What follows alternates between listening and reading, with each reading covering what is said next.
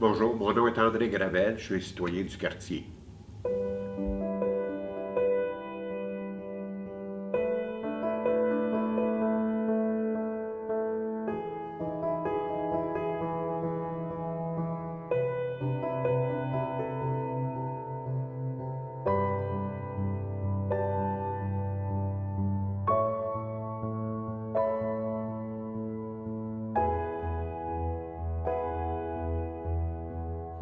Bonjour, je suis Danielle Day, coprésidente de la Société d'histoire onistique Quartier-Ville. L'entrevue que vous allez voir et écouter a été enregistrée le 15 mars 2019, rue Partenay, au Centre Saint-Martyr canadien. L'arrondissement Onistique-Quartier-Ville nous y prête gracieusement un local dans ce qui était autrefois un bâtiment d'école. Monsieur Gravel terminait à ce moment la dernière année de son mandat à titre de président du Conseil d'administration de Solidarité Onistique. Il s'agit de la table de concertation intersectorielle du quartier. C'est cependant pour son parcours à titre de citoyen du Sault-au-Récollet au cours des dernières décennies que nous avons recueilli ses propos. Cet enregistrement est le second de notre projet Mémoire vivante. L'entrevue est divisée en 3 segments. Dans le premier, Rivage, M. Gravel nous présente sa vision personnelle de l'aménagement des berges de la rivière des Prairies, du pont Viau à l'île de la Visitation. Il nous raconte ensuite son engagement pour le logement social et enfin dans le milieu de l'éducation publique. Bon visionnement. Bonjour, je suis citoyen du quartier, je suis citoyen du Sault-au-Récollet, dans le SIC. J'y suis depuis 1973. Mon nom est André Gravel. J'y suis avec toute ma famille, mes enfants, mes petits-enfants. Puis, c'est un quartier que j'apprécie beaucoup.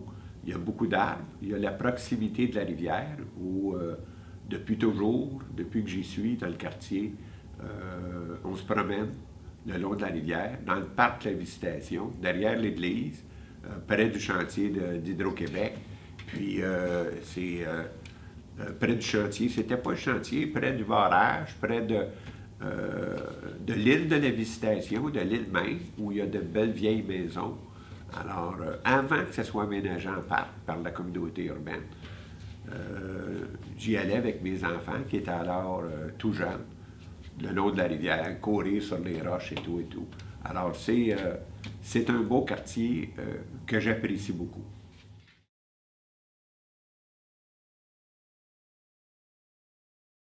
La promenade le long de la rivière, d'une certaine façon, s'est améliorée, puis c'est surtout l'aménagement du parc de la Visitation. C'est vraiment un plus. Ils ont refait le barrage tout de suite derrière l'église. J'oublie le nom de... Simon Sicard. Oui, le barrage Sicard. C'est une belle promenade où les gens peuvent pêcher à proximité. Il y a beaucoup de passants, des gens qui circulent à cet endroit, en vélo aussi. Alors, c'est un endroit très agréable. Alors, au début, c'était pas aménagé. Au début, je parle dans les années 70. C'était possible d'aller à l'île de la Visitation par le pont. Puis, sur le terrain d'Hydro-Québec, c'était tout simplement un terrain qui n'était pas aménagé en parc, mais on s'y promenait quand même. Alors, il y a eu une amélioration de ce côté-là. Mais vous savez, depuis une quarantaine d'années, depuis plus de 40 ans, il y a une partie qui s'est détériorée d'une certaine façon parce qu'il y a eu d'autres constructions. Parlez-nous de ces constructions des derniers 40 ans. Quelles sont-elles, puis pourquoi est-ce que vous considérez qu'elles ont détérioré un peu le secteur? L'église de la Visitation, qui est tout près de chez nous, c'est la plus vieille église de Montréal, puis probablement la plus belle de Montréal. Le long de la rivière, une église historique. Sur la petite rue la rue des Jésuites, entre Gouin et la rivière, il s'est construit des maisons, puis l'autre rue, juste à côté de l'église, il s'est construit des maisons de ville, plusieurs. Sur Gouin, un petit peu plus à l'ouest, Edmond-Laurando a été construit. C'est un centre de soins de longue durée d'une quinzaine ou de 20 étages à peu près, tout près de la rivière, tout près de la rivière. Auparavant, quand je suis arrivé dans le quartier, devant chez moi, il y avait une forêt. Puis, près de Gouin, il y avait une maison, une petite maison canadienne en bois, qui devait dater, peut-être qu'il y avait 200 ans, là, je n'en suis pas certain. Mais il y avait une forêt. Alors, il s'est construit, sans parler de ce qui s'est construit en arrière sur Henri Bourassa. Puis dans ce coin-là du quartier, Gouin et Henri Bourassa sont très, très près. Alors, il y a eu des changements. Maintenant, c'est possible d'améliorer encore le long de la rivière. Puis là, si vous voulez, je vais vous dire comment je rêve la rivière des Prairies.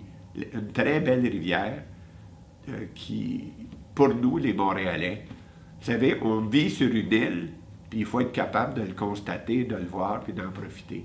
Alors, si il y a des efforts de fait, quelques efforts de fait, ça va être possible pour un promeneur de partir du Pont-Vieux, pas loin de la station de métro, puis de marcher vers l'est, le long de la rivière, tout le long de la rivière. Alors, c'est ça mon rêve.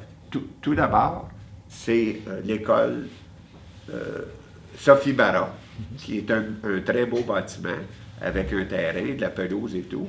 Alors, les passants peuvent... il y a un sentier déjà le long de la rivière. Par la suite, il y a une maison, une seule maison. Là, on est rendu à Christophe Colomb, à cet endroit-là.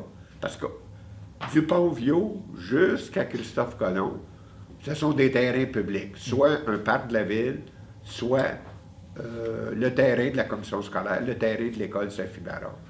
Tout de suite après Christophe Colomb, il y a un autre parc.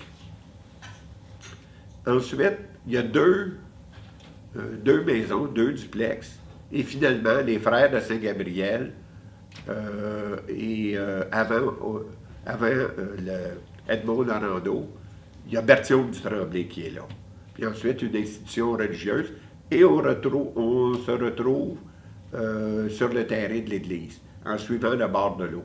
Alors, il y a presque tout le long, sauf les 3 maisons, ce sont des terrains publics ou semi-publics, qui appartiennent à l'archidiocèse, qui appartiennent au CIUS, au réseau de la santé, ou à Berthiaume du Tremblay, ou aux frères de Saint-Gabriel. Alors, le restant, ce sont des terrains qui sont déjà publics. Alors, ce serait possible d'aménager un sentier. Puis vous savez, l'occasion de réaliser ça, elle est là, l'occasion. Parce qu'actuellement, depuis l'été qui vient de passer, l'automne qui vient de passer, Hydro-Québec a entrepris des travaux importants pour consolider le mur de soutènement le long de la rivière. Le mur de soutènement nécessaire pour le barrage hydroélectrique qu'on retrouve un peu plus bas au fil de l'eau. Alors, il va y avoir un enrochement d'énormes travaux. Quand Hydro-Québec va quitter, la berge de la rivière, les berges de la rivière vont être différentes. Alors, pourquoi pas profiter de cette occasion pour aménager au bénéfice des citoyens du quartier, je dirais même au bénéfice des citoyens de la région de Montréal, un sentier agréable. Puis vous savez, dans d'autres endroits, dans d'autres villes, dans d'autres pays, on retrouve ça. Les rives de la mer, les rives des rivières, des lacs sont publiques.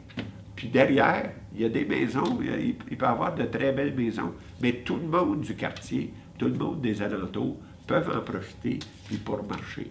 Puis, tant qu'à rêver, on pourrait imaginer que des artistes, ici et là, puissent installer une sculpture ou des bancs pour s'asseoir, pour jaser et tout et tout. Autrement dit, ce serait de prolonger le parc de la Visitation, qui est très, très beau, qui va jusqu'au plus bas que le barrage de l'Hydro-Québec qu'on retrouve sur la rivière. Alors, ce serait un prolongement. C'est réalisable, c'est possible. La Ville de Montréal a des budgets actuellement. Puis, à l'occasion d'une consultation publique, j'ai soulevé cette question auprès de M. Ferrandez, le responsable au comité exécutif de la ville des parcs, des grands parcs. Et il a trouvé que c'était une bonne idée, puis il m'a envoyé un courriel disant qu'il étudiait ce projet-là.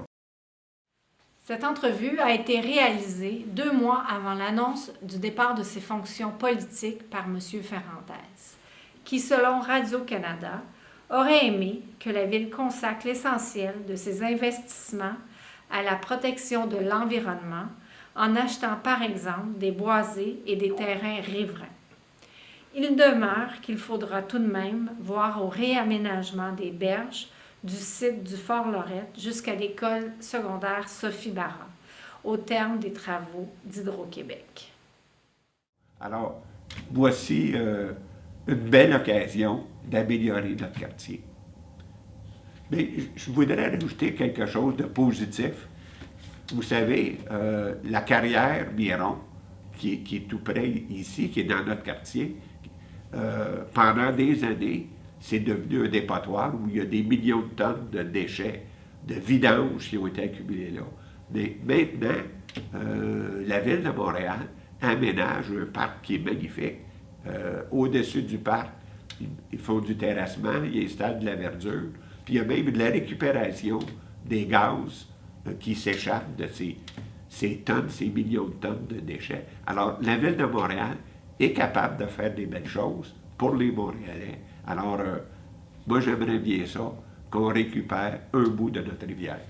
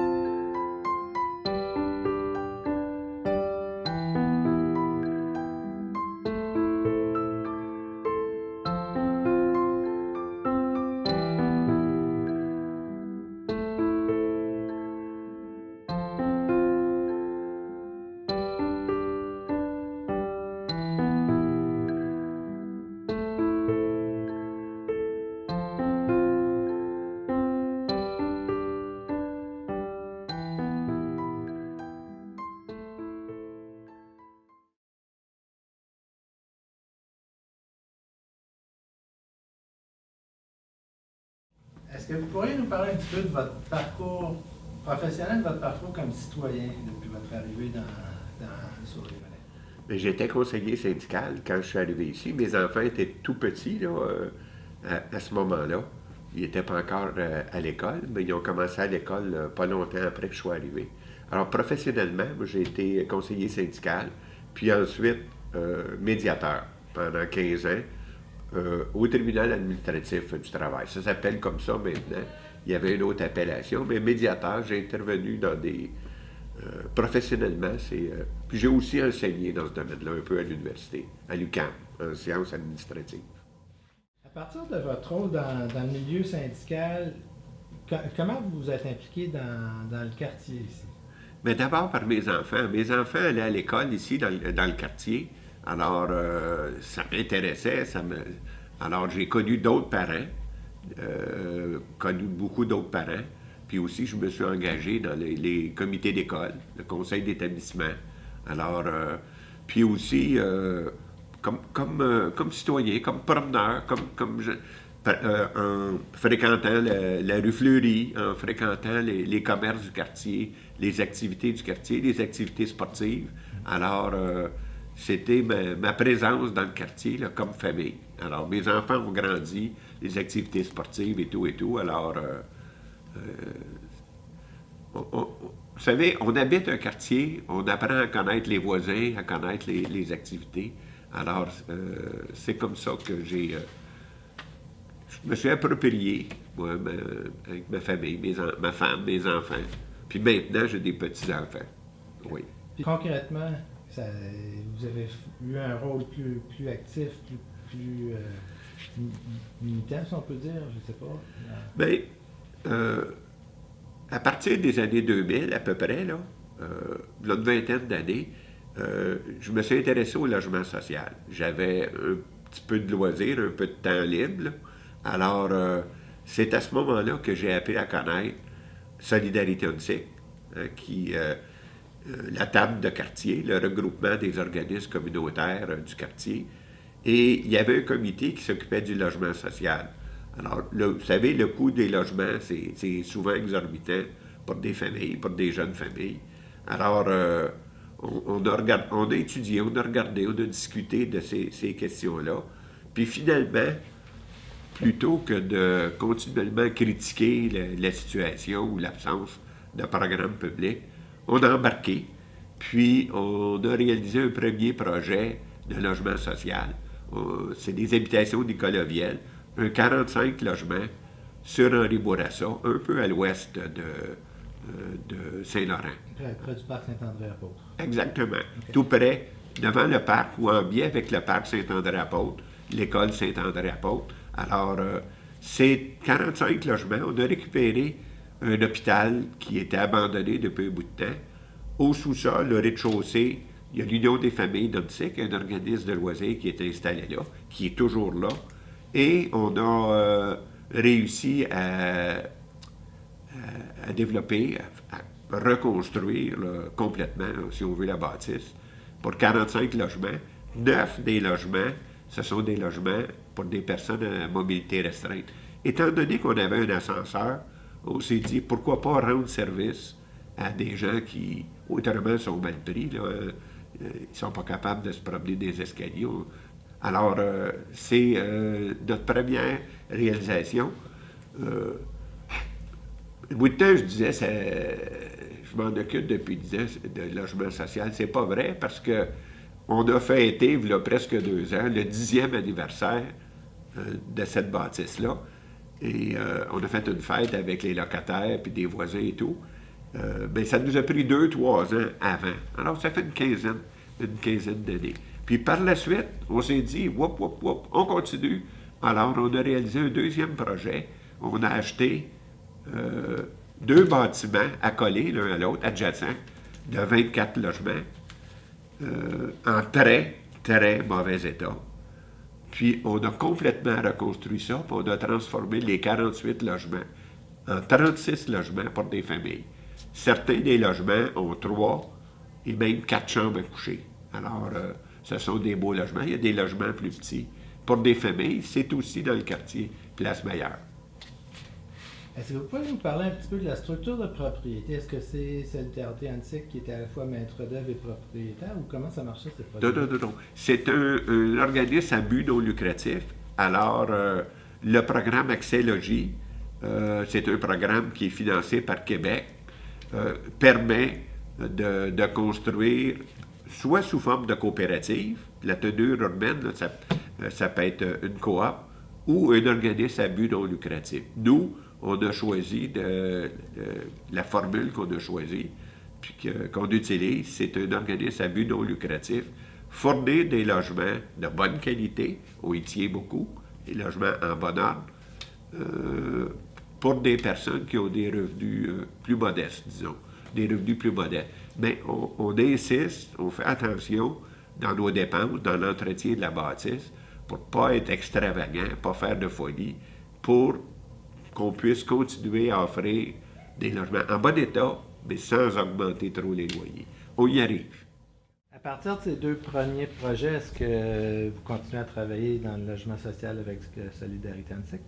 Tout à fait, mais il faut dire que les habitations Nicolas Viel, on est un organisme indépendant, autonome, mais un des organismes qui fait partie de la grande famille de Solidarité UNSIC.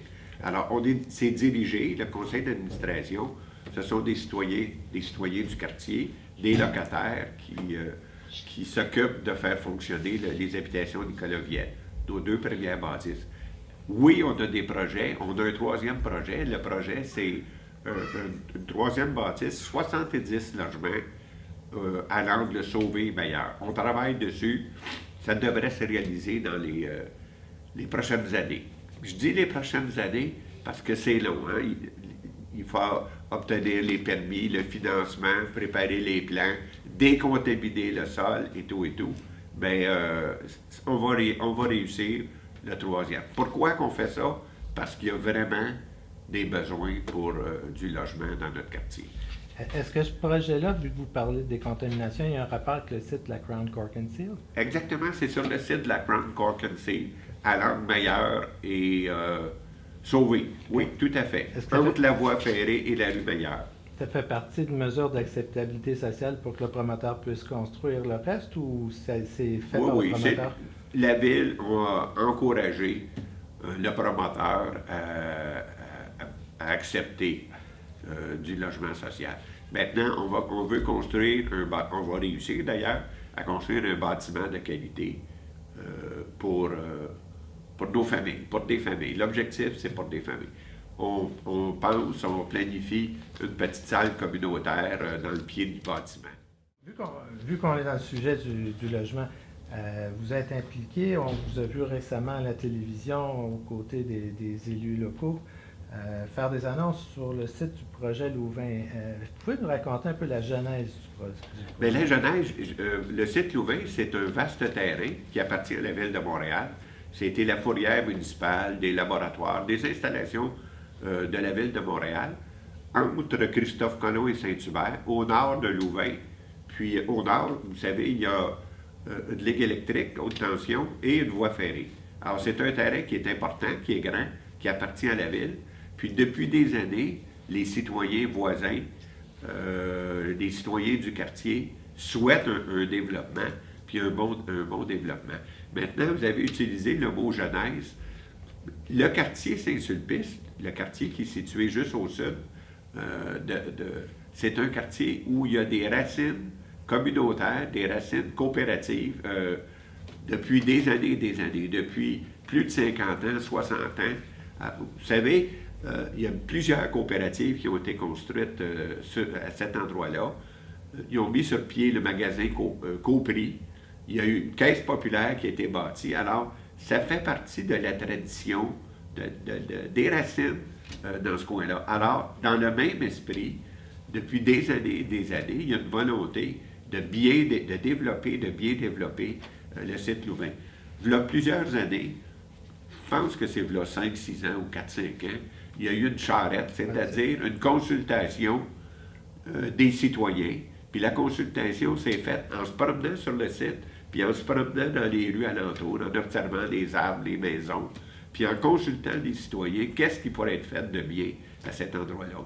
Il y a eu à plusieurs reprises une société de développement qui a été mise sur pied, appuyée par la Caisse Pop du coin.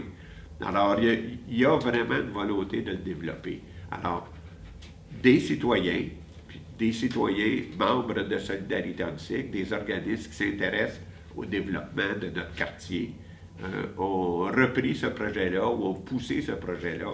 Et on est rendu maintenant, ce qui a été annoncé récemment, la semaine dernière, c'est main dans la main, l'arrondissement et la ville, avec Solidarité Antique, entreprend le développement de l'ensemble, de la planification et le développement de l'ensemble du terrain Louvain. La caractéristique principale de ce développement-là, c'est une vaste consultation, un vaste engagement des citoyens intéressés par le développement de notre quartier pour planifier quel genre de service, quel genre de construction.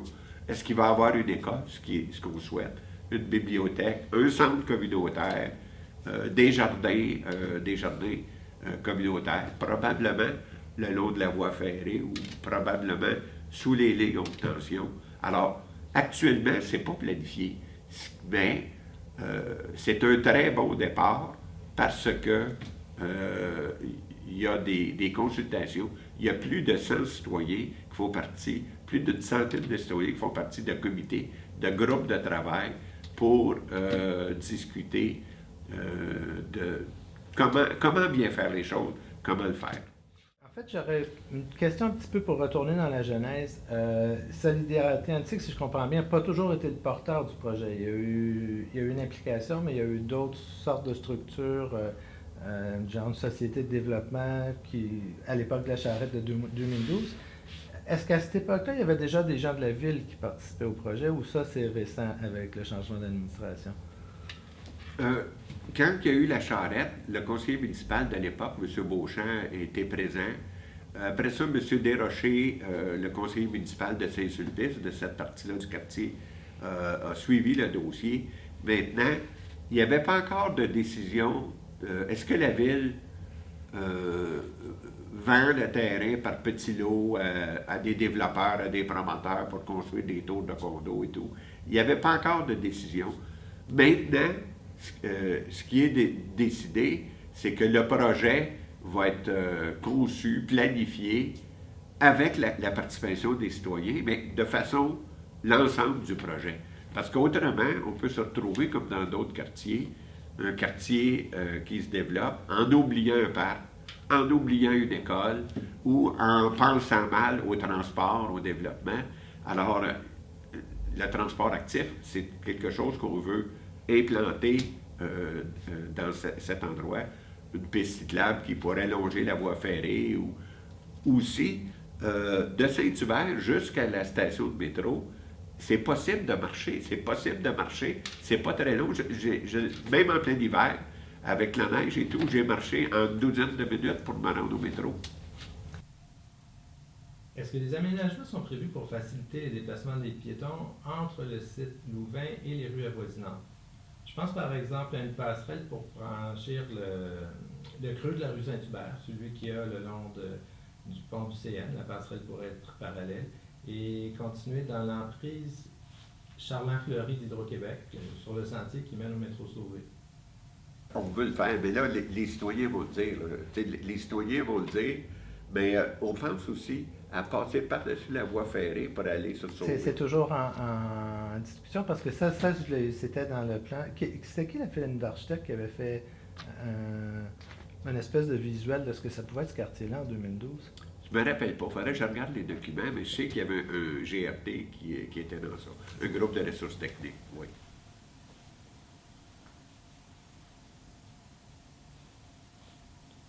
Moi, je dirais que c'est un projet ambitieux. C'est vraiment un projet ambitieux. On a un échéancier assez serré, qu'il va falloir travailler fort pour rentrer dans l'échéancier, puis en faisant bien les choses, hein? La consultation, la planification et tout et tout. Il y a des enjeux de financement. C'est certain qu'il faut que le projet soit réaliste, que ça corresponde à la ville. Il y a une question de densité, il y a beaucoup de choses à bien faire. Puis, comment les automobiles, est-ce que ça va être un vaste parking, là, ou non, il ne faut pas que ce soit un vaste parking. Alors, il faut bien penser, bien planifier. C'est le défi, puis je suis persuadé qu'avec la collaboration du service d'urbanisme de la ville, avec la collaboration des citoyens, on va arriver à quelque chose de bien. Souvent, il y a, même dans le cas de promoteurs sociaux, il y a des débats sur la densité versus le rêve un peu de quartier à échelle humaine. Est-ce que c'est conçu pour être vraiment un quartier avec plusieurs niveaux de densité ou pour maintenir des coûts de logements sociaux plus bas, par exemple, ça devrait être une densité assez uniforme? La densité, c'est nécessairement un enjeu, mais ce qu'on veut développer, c'est un projet avec la mixité sociale. Ça ne sera pas que des logements sociaux. Il va y avoir différents types de logements. La densité, elle va être suffisante pour que ça soit réalisable. Vous savez, on est en ville, on est à proximité du métro, alors c'est important là, de bien développer ça. Si vous pensez que ça va être des bungalows, je vous dis tout de suite, c'est non. Hein? Parce qu'on veut construire en ville. Alors, en ville, ça prend un type d'habitation, mais avec des espaces verts, avec des espaces agréables, avec des espaces parcs, avec une école, une bibliothèque, des petits commerces de proximité aussi. Maintenant, précisément, quel va être l'équilibre, quels vont être les choix, Il est trop tôt, c'est pas à moi d'en décider, c'est en discutant avec tout le monde, là, les personnes que je vous ai identifiées, qu'on va y arriver. OK.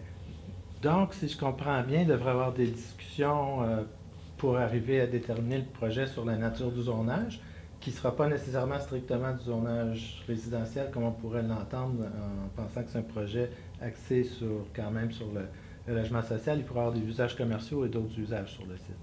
Oui, d'autres usages, mais pas que du logement social, différents types de logements. Un bon équilibre pour l'acceptabilité sociale, pour que ce soit un endroit, un bel endroit, un endroit agréable à vivre. Que ce soit un endroit agréable à vivre, c'est pour les gens du quartier, pour les voisins, pour tout le monde.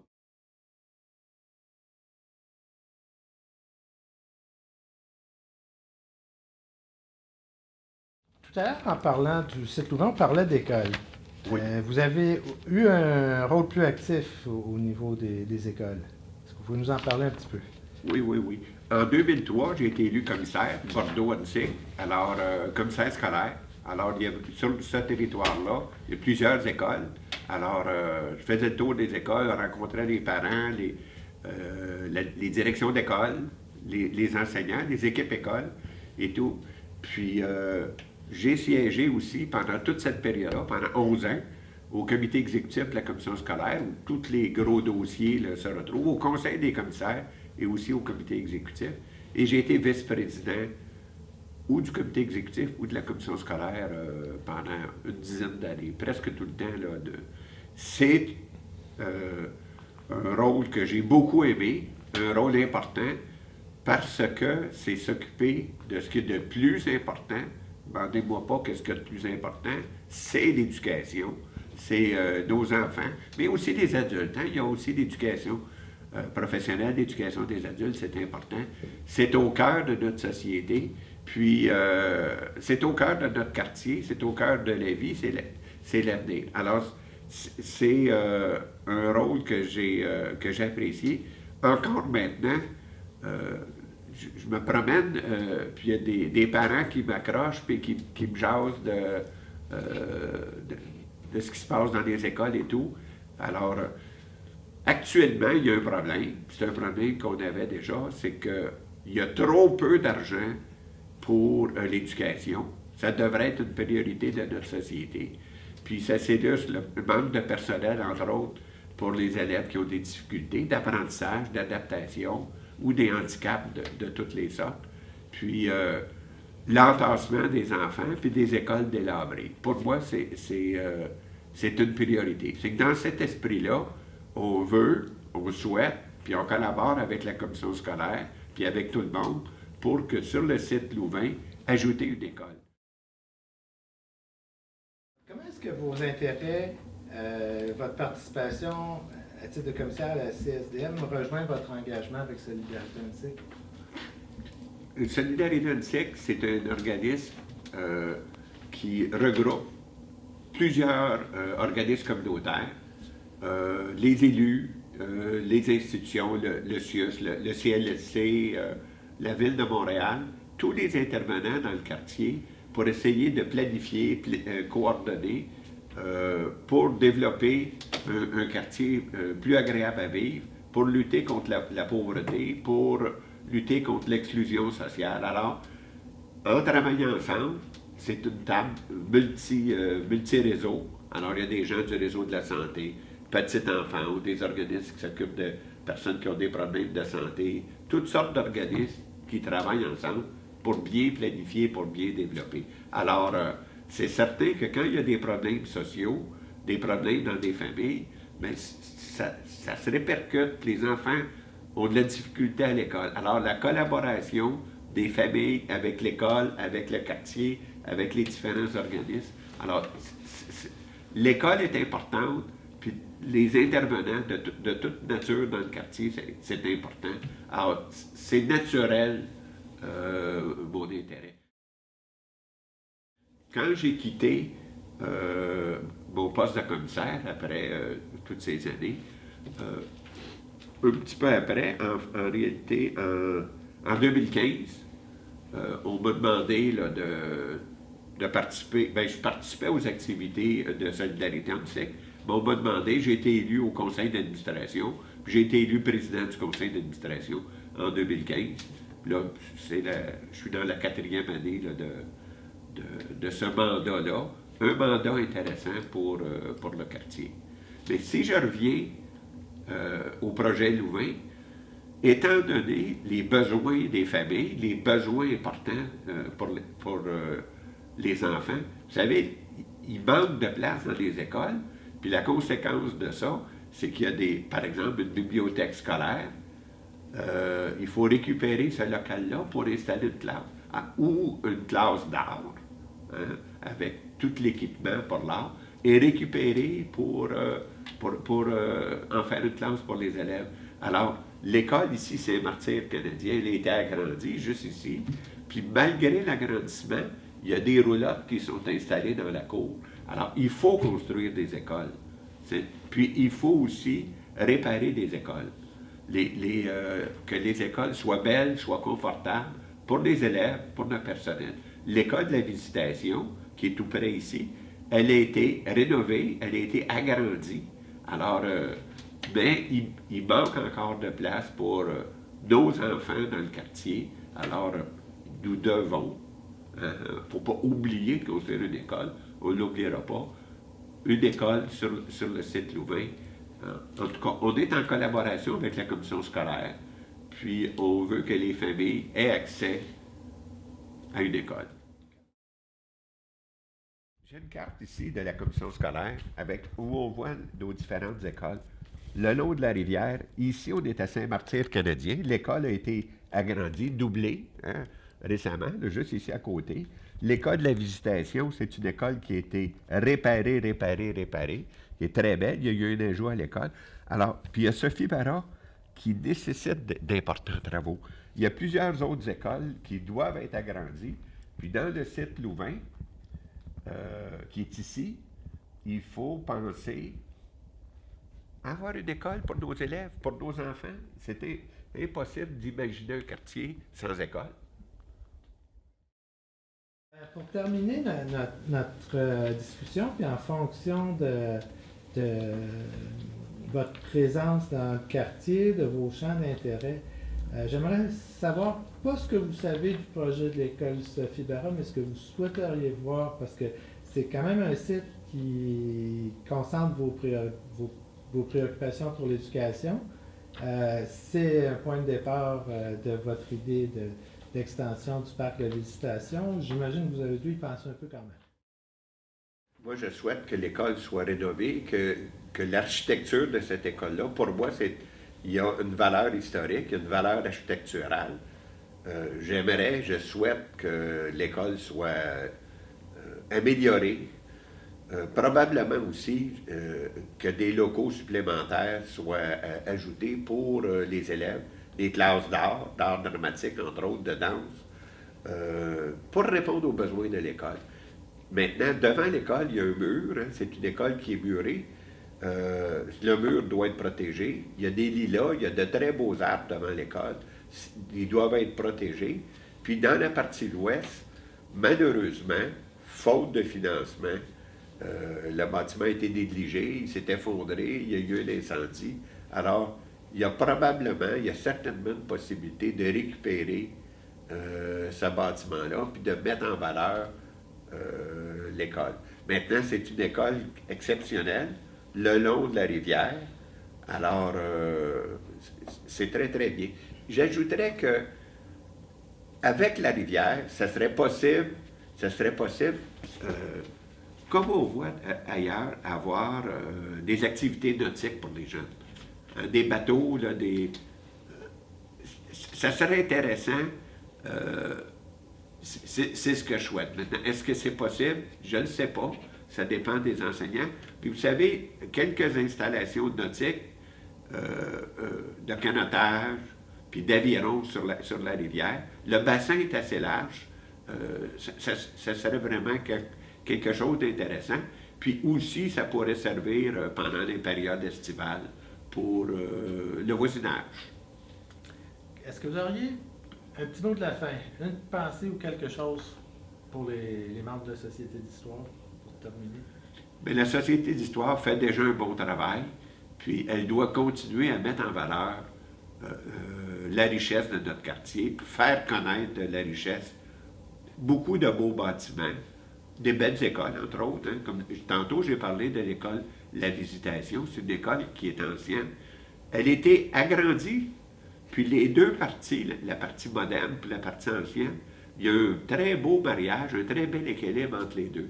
C'est possible d'améliorer nos écoles, c'est possible d'améliorer nos bâtiments, puis de faire connaître nos bâtiments qui ont de la valeur. Dans le Sault-Récollet, dans Bordeaux, dans notre quartier. Alors, la société fait un bon travail. Elle doit continuer. Merci beaucoup. Moi, je peux parler 3-4 heures.